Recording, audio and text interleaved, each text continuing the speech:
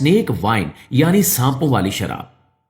आपने अक्सर फिल्मों या डॉक्यूमेंट्रीज में देखा होगा कि कांच की बड़ी बड़ी बोतलों में जर्द रंग का माया भरा होता है और उसके अंदर एक पूरा सांप कुंडली मारे पड़ा होता है।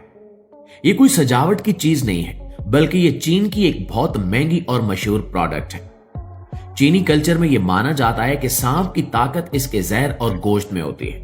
जब एक जिंदा और जहरीले सांप को शराब के अंदर डाला जाता है तो उसका जहर अल्कोहल के साथ मिलकर कीमियाई अमल से गुजरता है। चीनी हकीमों और लोगों का मानना है कि अल्कोहल जहर के खतरनाक असरात को खत्म करके इसे एक ताकतवर दवा में बदल देती है। इस शराब को स्नेक वाइन कहा जाता है। इसे बनाने का तरीका भी बहुत दर्दनाक और अजीब है। बाज औकात सांप को ही जिंदा बोतल में डालकर ऊपर से शराब भर दी जाती है और बाज औकात सांप का पेट चाक करके उसमें से अंतड़ियां निकालकर उसे बोतल में डाला जाता है।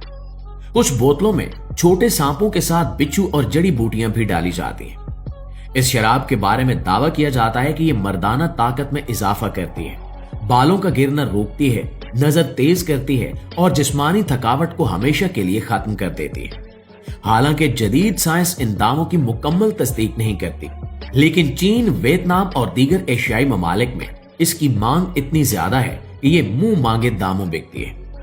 एक एक बोतल की कीमत हजारों लाखों रुपए तक जा पहुंचती है। यही वजह है कि ये गांव और चीन की ये इंडस्ट्री दिन रात काम कर रही है।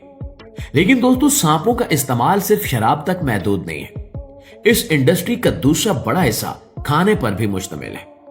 चीन के कई इलाकों में सांप का गोश्त एक लजीज डिश समझा जाता है। वहां के होटलों में सांप का सूप, सांप के कबाब और फ्राइड स्नेक बहुत शौक से खाए जाते हैं।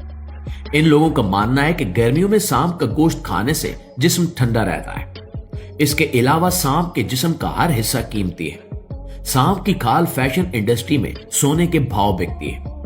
आपने महंगे ब्रांड्स के जूते, बैग्स, बेल्ट्स और जैकेट्स देखे होंगे जिन पर सांप की खाल का डिजाइन होता है।